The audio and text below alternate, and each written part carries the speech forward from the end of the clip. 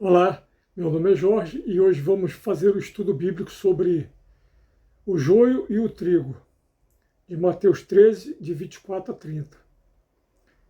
Jesus Cristo, nosso Senhor, Deus e Salvador, nos revela a parábola do joio e do trigo, no Evangelho de Mateus, capítulo 13, versículos de 24 a 30, onde diz: Propôs-lhes outra parábola. O reino dos céus é semelhante a um homem que semeou boa semente no seu campo. Enquanto todos dormiam, veio o seu inimigo e semeou o joio no meio do trigo e foi-se embora. Quando o trigo cresceu e começou a granar, apareceu também o joio. Os servos do proprietário foram procurá-lo e disseram: Senhor, não semeaste boa semente no teu campo? Como então está cheio de joio? Ao que este respondeu: O inimigo é quem fez isto. Os servos perguntaram-lhe: Queres então que vamos arrancá-lo? Ele respondeu: Não, para não acontecer que, ao arrancar o joio, com ele arranqueis também o trigo. Deixai-os crescer juntos até a colheita. No tempo da colheita, direi aos ceifeiros: Arrancai primeiro o joio e atai-o em feixes para ser queimado. Em seguida, recolhei o trigo no meu celeiro. Estas são palavras da salvação, glórias a vós, Senhor. Mesmo nos dias de hoje, com tanta gente estudada, com tanta gente letrada, com tantos especialistas disso e daquilo, é muito difícil explicar como é o reino de Deus. Então, imaginem naqueles tempos, onde apenas 1 ou 2% da população sabiam ler e escrever.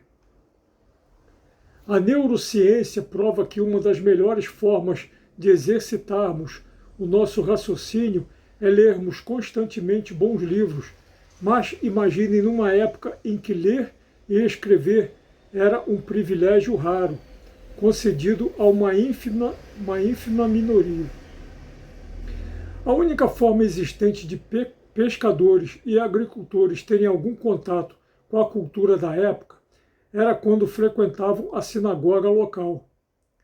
Assim mesmo, o rabino, ou alguém que saberia ler, lia um pequeno trecho das escrituras hebraicas, e o rabino fazia então uma reflexão cotidiana que tinha tudo a ver com aquele texto bíblico. Não havia ninguém com uma Bíblia aberta na mão, acompanhando o que era dito pelo rabino, como hoje em dia. Cada um guardava no seu coração o que era dito e comentado pelo rabino. Entretanto, nem mesmo os fariseus, que eram os maiores teólogos e historiadores daquela época, sabiam definir o que era o reino de Deus. Então Jesus Cristo propôs revelar o reino de Deus para as pessoas humildes, através da linguagem que eles mais conheciam. Uma linguagem que compara o reino de Deus com a realidade concreta daquela gente, que era a agricultura, a pecuária e a pesca. É praticamente impossível explicar o que é o reino de Deus, até mesmo entre os mais eruditos, quanto mais para uma gente rústica, iletrada, ignorante, no sentido pleno da palavra. Mas Jesus, numa sacada de gênio, resolveu essa situação, essa difícil solução, usando a mesmíssima linguagem deles. Jesus, numa sacada de gênio, começa dizendo: o reino de Deus é semelhante. Somente com essa introdução brilhante, Jesus já prende a atenção de todos os que o cercam, porque, convenhamos, quem não gosta de ouvir uma boa história, ainda mais comparando-a com o reino de Deus, e ainda mais dita pelo próprio Messias, fato que todos os que rodeavam acreditavam. Ou seja, se tenho uma certeza absoluta se tem uma certeza absoluta no meu coração, é que a voz e a presença de Deus, a Shekinah, é inconfundível. Por isso, os que conviveram, diretamente com Jesus, tinham certeza absoluta de que ele era o próprio Senhor Deus. Que não havia um ser humano, nenhum ser humano, nem sequer próximo do que Jesus foi. Acredito que todos, sem exceção, que rodeavam Cristo, ficavam no mais absoluto silêncio para não perderem nem mesmo o mínimo dos seus ensinamentos. Quando Jesus fala, um homem que semeou boa semente no seu campo, todos se lembraram do que o rabino já havia lhes falado na sinagoga local, sobre o princípio do livro de Gênesis, onde tudo, absolutamente tudo, o que Deus criou é bom. Ou seja, esse homem é Deus e toda a sua criação é boa semente e, no seu campo, é o jardim do Éden.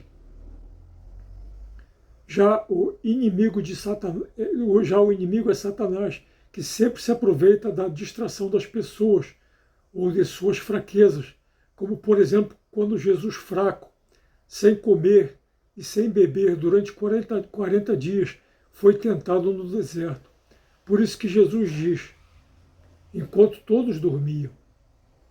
Desde que eu era criança, sempre ouvi padres e pastores dizendo que esse joio, plantado por Satanás no meio do trigo, são os seres humanos ruins, os seres humanos que sempre procuram corromper os seres humanos bons e que por isso serão queimados no dia do juízo final, no dia da grande colheita revelada por Jesus. Adão e Eva não eram ruins, mas se tornaram ruins, corrompidos por Satanás no jardim do Éden, que semeou o joio no meio do trigo e foi-se embora.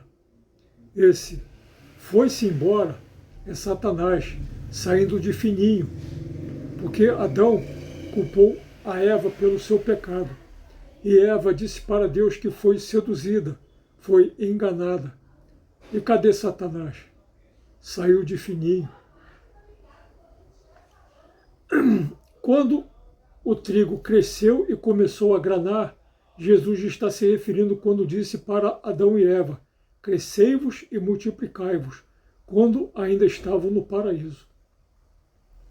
Depois de desobedecerem a Deus e serem expulsos do paraíso, não se vê Adão e Eva cometerem mais nenhum outro pecado, mas por inveja seu filho Caim matou seu filho Abel, o primeiro assassinato da história. Ou seja, junto com o crescei-vos e multiplicai-vos, ordenado por Deus, também se proliferou o pecado no mundo, que não havia sido ordenado por Deus. Os agricultores na época de Jesus sabiam perfeitamente que, ao tentarem arrancar as ervas daninhas, o joio, do meio do trigo, eram obrigados a arrancar também o trigo junto, já que as raízes de ambos se entrelaçavam. E é justamente isso que Jesus diz, deixai-os crescer juntos até a colheita. Embora o trigo cresça debilitado pelo joio, se for arrancado antes de amadurecer, irá morrer e já não irá servir mais de alimento. Então Jesus dá uma outra solução genial para a questão. No tempo da colheita, direi aos ceifeiros, arrancai primeiro o joio e atai-o em feixes para ser queimado. Em seguida, recolhei o trigo no meu celeiro. Os servos do proprietário e os ceifeiros são os anjos de Deus. O campo é esta vida material. O trigo plantado por Deus é toda a criação, incluindo toda a raça humana, O inimigo é Satanás. O joio semeado por ele entre o trigo é o pecado e todas as suas consequências. O dia da colheita é o dia do juízo final. E, finalmente, o meu celeiro é Deus nos revelando o seu reino. Esse negócio de padres, pastores e teólogos dizerem que o joio representa os seres humanos maus que serão amarrados e queimados juntos é uma interpretação absurda. Deus ama o pecador, mas odeia o pecado. Já ouvi inúmeras vezes essa frase, e ela, embora não esteja registrada na Bíblia Sagrada, expressa a mais pura verdade. Ou seja, quem deve ser destruído é o pecado, e não o pecador. E não o pecador, pois sem o pecado, o que o torna pecador deixará de existir. Simples assim. É só raciocinar minimamente sobre isso. Nem precisa ser teólogo para se chegar a essa conclusão. Nem precisa ser teólogo para chegar a essa conclusão.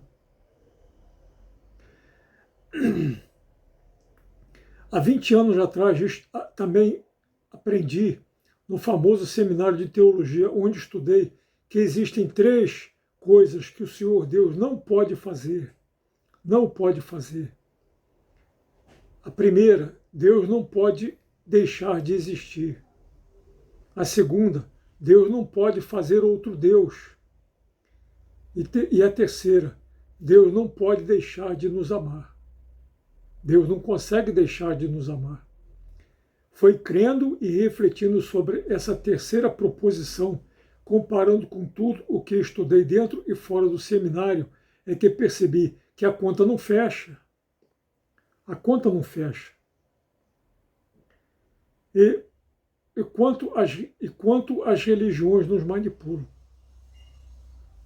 Tenho dezenas de vídeos no YouTube expondo essa realidade com uma vastíssima bibliografia para que todos possam averiguar. Que Jesus Cristo, nosso Senhor Deus e Salvador, tenha misericórdia de todos nós. Aleluia.